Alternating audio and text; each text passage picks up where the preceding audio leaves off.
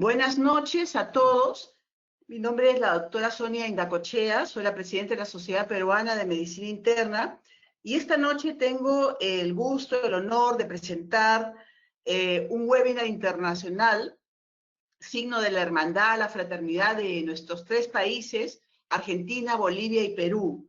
Y la temática del webinar es geriatría y enlazada al problema que vivimos actualmente, que es el COVID. El título de nuestro simposio es COVID-19 y las personas mayores. El doctor Eduardo Penny, por el lado nacional, es máster del American College of Physicians. Nos va a hablar de todas las personas la enfrentan igual en relación a las personas de la edad geriátrica. Paz presidente de la Sociedad Latinoamericana de Medicina Interna. Paz presidente de la Sociedad Peruana de Medicina Interna, médico internista y geriatra de la Clínica Delgado. Bueno, muchas gracias a los tres y bienvenidos a este espacio académico, además internacional. Y vamos a empezar con la primera presentación del doctor Penny, ¿no? Todas las personas mayores se enferman igual, enfrentan igual la enfermedad. Adelante, doctor Penny.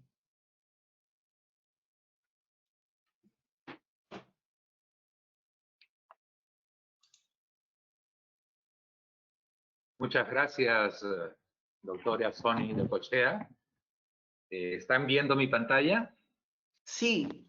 Perfecto, Muy bien. muchas gracias. Muchas gracias por la presentación y es un gusto estar compartiendo este importante simposio internacional con queridos amigos Felipe Melgar y Luis Cámara de Bolivia y Argentina respectivamente. Una de las preguntas y una de las cosas que estamos viendo es que la población adulta mayor está teniendo cifras entre 15 y 25% de contagio del total de pacientes. Pero lo llamativo y grave que hemos visto es que entre un 50 hasta un 80% de todos los fallecidos pertenecen al grupo de mayores de 60 años de edad. Esto es muy triste, en nuestro país, en el Perú, es el 70%. Y inmediatamente tratamos de buscar nosotros explicaciones de por qué. Y la primera pregunta que nos haríamos es si son los adultos mayores pacientes diferentes al resto de la población en líneas generales, y si son los adultos mayores pacientes diferentes entre sí, o sea, ¿todos los adultos mayores son iguales o no? Y quisiera hablarles sobre las razones probables de la severidad del COVID-19 en esta población. Y considero yo que hay algunos factores importantes, como son el envejecimiento biológico y los cambios que se producen normalmente durante el envejecimiento, la presencia de fragilidad o vulnerabilidad, los problemas inmunitarios que en geriatría se llaman inmunosenescencia, el envejecimiento natural y la disfunción endotelial, la presencia de comorbilidades, la actitud social y ética, así como el llamado edadismo de la población en general, y la posible respuesta alterada a los tratamientos que uno pudiera utilizar para tratar de resolver este problema. El envejecimiento es un proceso totalmente natural, pero tiene una característica que es la disminución de las reservas funcionales. Y esto es vital entenderlo en geriatría.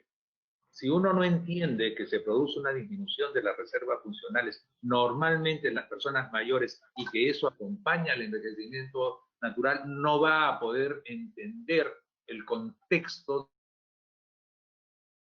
mayor y por lo tanto un paciente.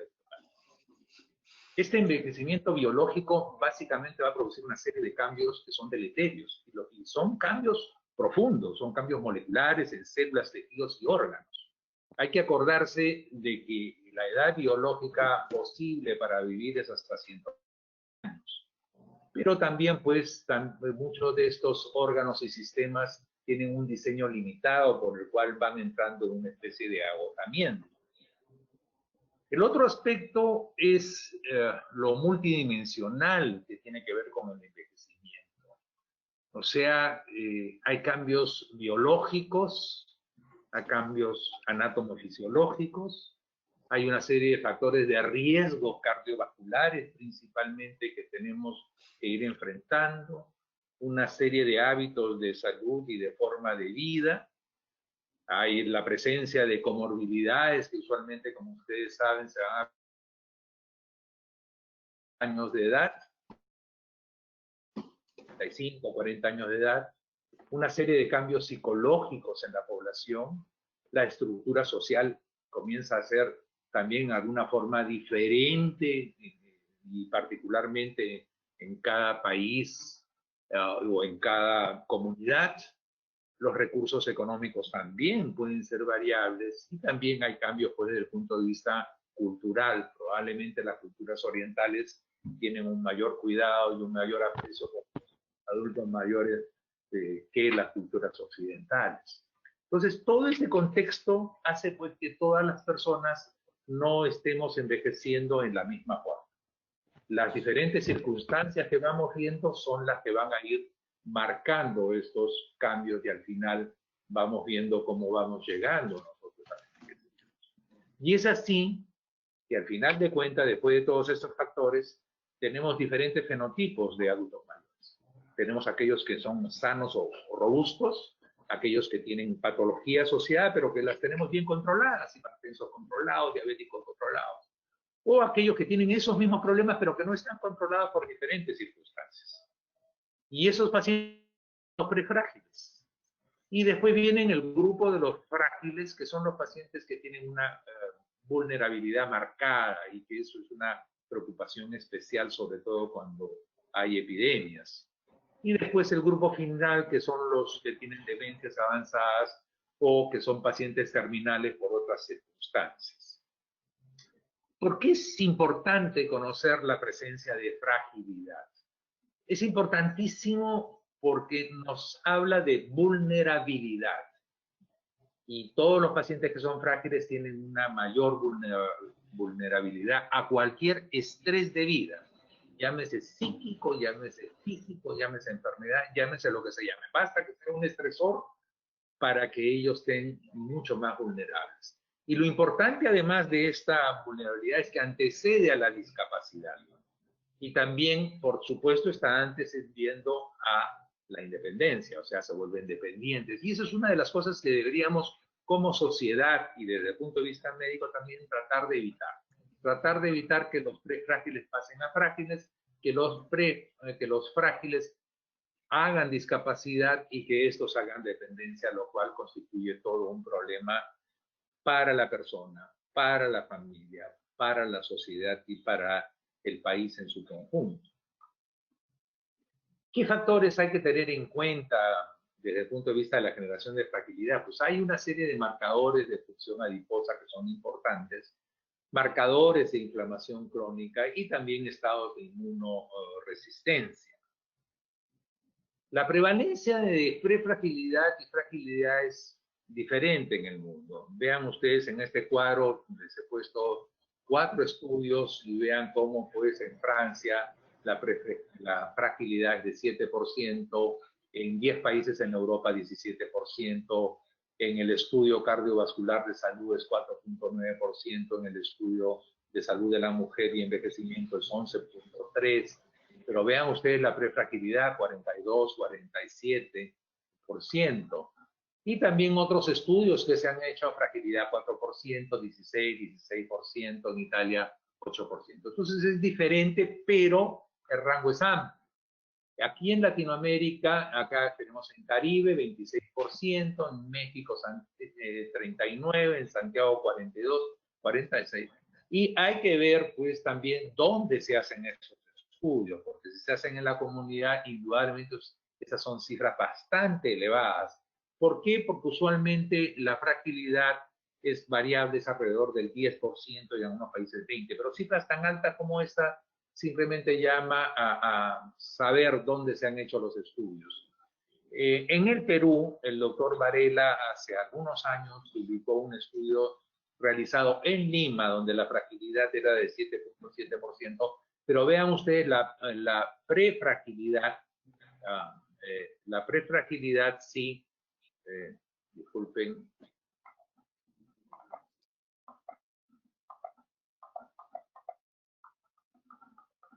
Disculpen, se pasó la diapositiva.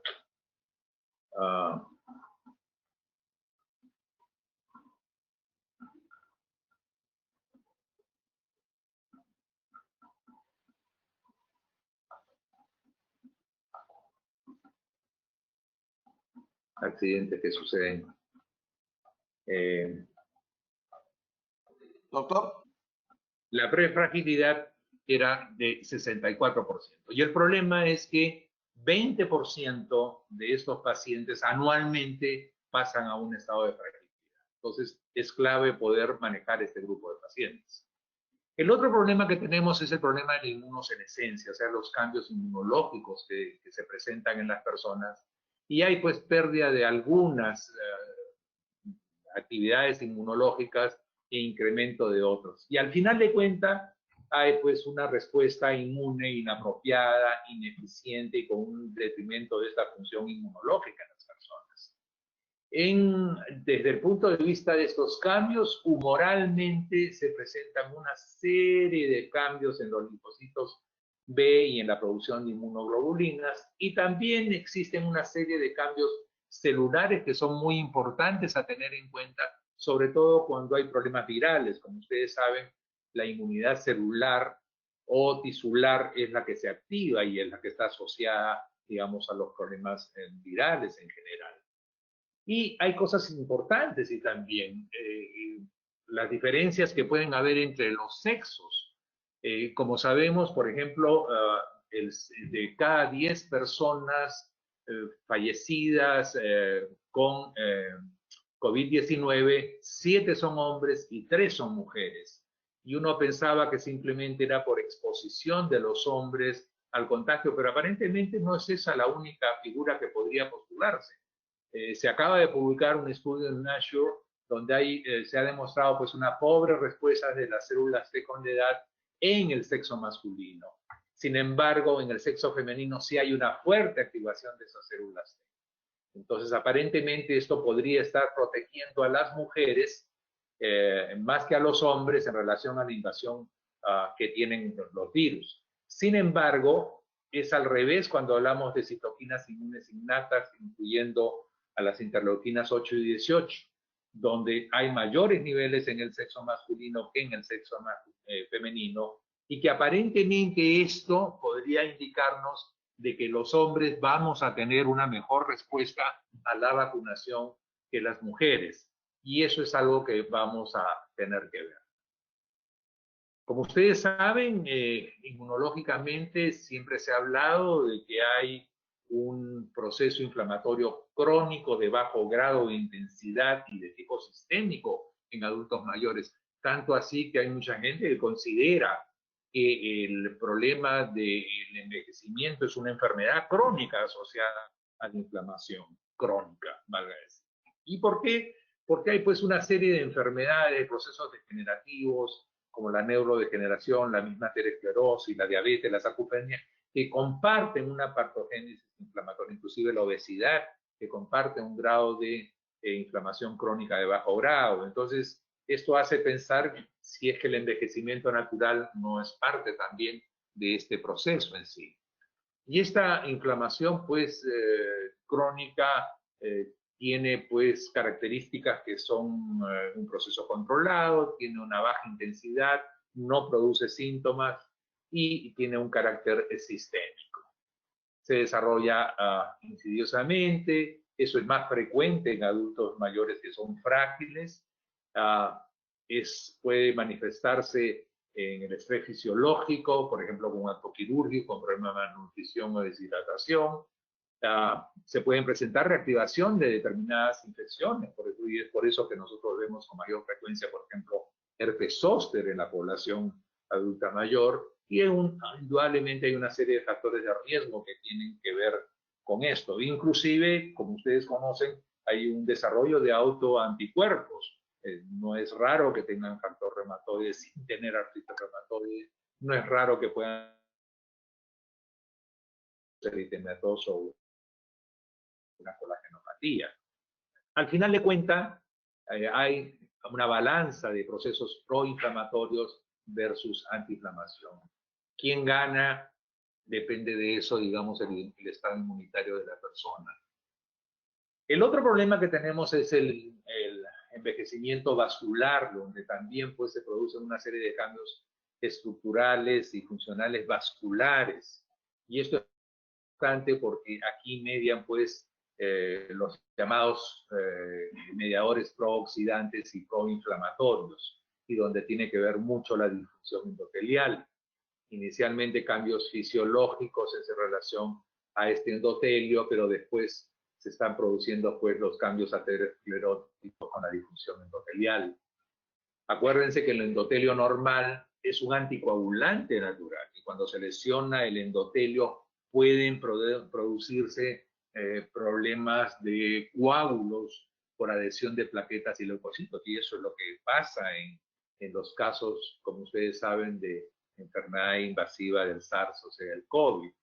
Acordarse que el endotelio tiene una serie de funciones que regulan todo esto y es importante que cuando ellos se comprometen, pues se pueden alterar y eso puede explicar muchas cosas. Entonces, acordarse que esta llamada disfunción endotelial está asociada a un problema oxidativo e inflamatorio que tiene que ver mucho con la evolución vascular. Las causas más conocidas que tenemos de infusión endotelial es el propio envejecimiento, y cuando vemos pues hipertensión, dislipidemia, diabetes, tabaquismo, podemos explicarnos el por qué gran parte de la población que fallece por COVID y que tiene comorbilidades pueden ser explicadas no solamente por los problemas inmunológicos que hemos mencionado, sino también por esta disfunción endotelial. El otro factor importante a tener en cuenta es la llamada comorbilidad, donde hay, como ustedes saben, pues la ocurrencia de 2 o más enfermedades crónicas en una misma persona en un periodo de tiempo. Hay muchas definiciones, pero diría yo que esta es la más simple. Y vean ustedes cómo a través de la edad la prevalencia de comorbilidad aumenta y va desde prevalencias bajas hasta prevalencias muy altas. En la serie peruana de evaluación, 4 de cada 5 personas que fallecen por COVID tienen enfermedad asociada, tienen comorbilidad asociada.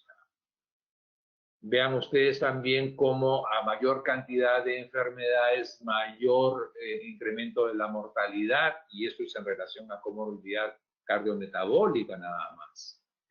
Hay que tener en cuenta que esta comorbilidad cardiometabólica pues está asociada a una reducción de la expectativa de vida, 12 años en hombres, 13 años en mujeres, y cuando existen varios factores es mayor cantidad de fallecidos. Esta es una publicación de una revisión de 25 estudios con más de 65,000 pacientes con COVID-19, donde la edad promedio era 61 años, y esto pues habla de mayores extremos, el 50% hombres, y la presencia de comorbilidades fueron pues la enfermedad cardiovascular, la hipertensión arterial, la diabetes, la insuficiencia cardíaca, la insuficiencia renal crónica y el cáncer. Vean ustedes, los porcentajes son más altos, todos ellos están dentro del índice de confiabilidad o de confianza, y no encontraron en este trabajo grande que estuviera relacionado a enfermedad hepática crónica, enfermedad cardiovascular, a enfermedad pulmonar obstructiva crónica, que sí en algunos otros trabajos han sido reportados en asma o en infección por HIV y SIDA. Y también hemos visto pues metaanálisis de cerca de 400,000 pacientes donde obesidad es un factor de mayor riesgo para hospitalización, para admisión a UCI y para evolución desfavorable, pero ese es el tema que se va a encargar el doctor Melgar y quiero respetar su ponencia. También se ha visto la estratificación de riesgo de muerte en mayores por COVID, y esta es una cohorte de 272 adultos en 4 residencias geriátricas, publicado este mes, con una mortalidad total de 22%, 1 de cada 4 prácticamente, donde hicieron una comparación de precisión de los scores pronósticos y básicamente evaluaron el CURPS 65, el Charlson y el Profound, o Profund, como es en español. y vieron que la asociación del CUR con 25 y el Profound son las mejores, tanto desde el punto de vista predictivo negativo como positivo. Son bastante buenos solos el CUR 25 y el Profound solos, pero casi alcanzan el 100% cuando se juntan ambos scores de pronóstico. El Charlson, que es uno de los clásicos, que es uno de los que más usamos, no salió muy bien parado en este estudio. El otro problema es la actitud social y ética de nuestra población. Y aquí sí tenemos todo un problema porque la sociedad en general tiene un comportamiento muy inadecuado. Estamos viendo cómo la mayor fuente de contagio en los adultos mayores son la gente joven, son la familia más joven de los adultos mayores, los que llevan el virus al hogar. Y también pues hay una serie de prácticas prejuiciosas relacionadas a las personas mayores, un poco como que el de los jóvenes, este no es un problema mío, este es un problema de la gente mayor, ellos ya vivieron, etcétera, etcétera, ¿por qué debo cuidarme yo? Entonces, aquí hay un problema social y psicológico muy profundo que siempre tenemos que evaluar nosotros. Y el otro problema es el problema del edadismo o ajeísmo, que es básicamente una discriminación, así como es la racial o como es el machismo, donde hay una exclusión por cuestiones de la edad en las personas mayores. O sea, ¿para qué va a entrar a una unidad de cuidados intensivos? ¿Por qué le vamos a dar preferencia? Etcétera, etcétera, son productos de estas discriminaciones y exclusiones. Lo cual básicamente pues tiene una serie de actitudes negativas frente a estas personas vulnerables y no hay prontitud en la atención o hay una falta de comunicación o la atención es de muy bajo nivel. Y esto asociado además a la falta de conocimiento de la población y de las mismas personas adultas mayores, donde hay una confusión entre las molestias propias del envejecimiento natural con las de enfermedad. Entonces muchas veces dicen, no, esto es porque estás viejo, esto es porque soy viejo. Y al final de cuentas, pues se produce un retardo en la atención médica y sabemos que el retardo en la atención médica en personas mayores es fatal. Uno no lo puede manejar a tiempo. Son personas que en caso de COVID llegan con niveles bajísimos de niveles de oxigenación en la sangre y son las personas que más se mueren. Un estudio peruano acaba de demostrar que las personas que llegan con menos de 80% de saturación de oxígeno tienen una alta mortalidad. Y es algo que ya lo sabíamos, básicamente. Acordarse, ese es un cuadro válido para Estados Unidos, pero que en alguna forma refleja también a nosotros cómo la esperanza de vida la tenemos hasta los 100 años. O sea, una persona que tiene 100 años tiene 2 años más de vida. Pero vean ustedes, acá lo he puesto el de 80 años. El de 80 años tiene una esperanza de vida de 8 en los hombres y de 10 años prácticamente en las mujeres, con plena independencia de 5 años. Eso es a los 80 años. Entonces, pues, esto cambia la actitud que debemos tener nosotros desde el punto de vista de médico, de decir, oye, ya tienes 80 años, ya para qué voy a hacer determinada acción desde el punto de vista médico. Y la otra cosa que es importante, y que eso quiero llamar la atención, es la respuesta esperada al tratamiento. Nosotros hemos utilizado una serie de medicamentos durante todos estos tiempos de la pandemia en el mundo en general, sin saber cómo funcionan en general en población génica y menos en gente adulta mayor. No hay estudios en adulto mayor, por lo tanto no sabemos qué pueda estar pasando en adultos mayores a recibir todos los tipos de terapia que hemos estado viendo. Es más, yo les diría que, por ejemplo, en el caso de la hidroxicloroquina, donde sabemos que marchan bien cuando lo utilizamos en dosis bajas con personas que tienen enfermedades como artritis reumatoide o como lupus eritematoso, tenemos que tener en cuenta, y que es uno de los fármacos que se han utilizado, que el problema cuando uno aumenta de dosis o cuando comienza a hacer interacciones con otros fármacos, se hace una prolongación del QT con una serie de arritmias.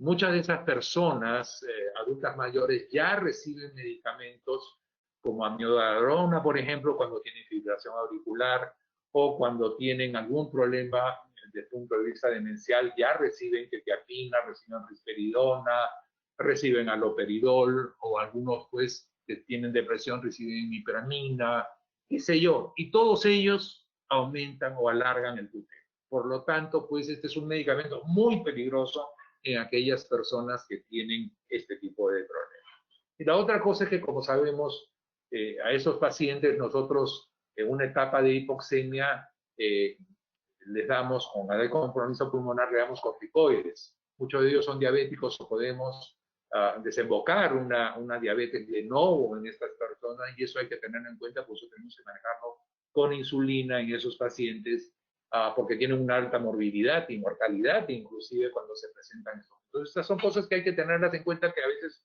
uno no las tiene en cuenta en gente joven, pero en gente mayor sí tiene que tener en cuenta, ¿no? O sea, hay que ver pues que hay una farmacocinética, una farmacodinamia alterada, la homeostasis es bastante diferente, ya es una serie de condiciones previas pues que incrementan los riesgos y las reacciones adversas. También estamos esperanzándonos mucho en la vacunación, que debemos estar teniéndola probablemente en el primer tercio del año que viene, si Dios quiere y resulta, pero también hay que tener en cuenta que la respuesta inmunitaria de las personas mayores es menor a las vacunas. Eso hay que tenerlo en cuenta porque puede hacer que uno baje la guardia simplemente porque está vacunado y esto puede generar problemas de confusión en la población en general. Y finalmente quisiera mencionarles que la población adulta mayor es una población con la cual debemos tener un especial cuidado. No es justo, así hayan una serie de razones, existan una serie de razones, que tengan mortalidades tan crecientes, tan elevadas, y lo único que nos queda en el momento es tratar de protegerlos al máximo, disminuyendo la posibilidad de contagiarlos. También las personas mayores tienen que tener todos los cuidados para protegerse de no contagiarse. Pero este es un ida y vuelta tanto de las personas mayores como las personas menores. Las personas menores deben protegerse para proteger a los adultos enfermos. Muchas gracias.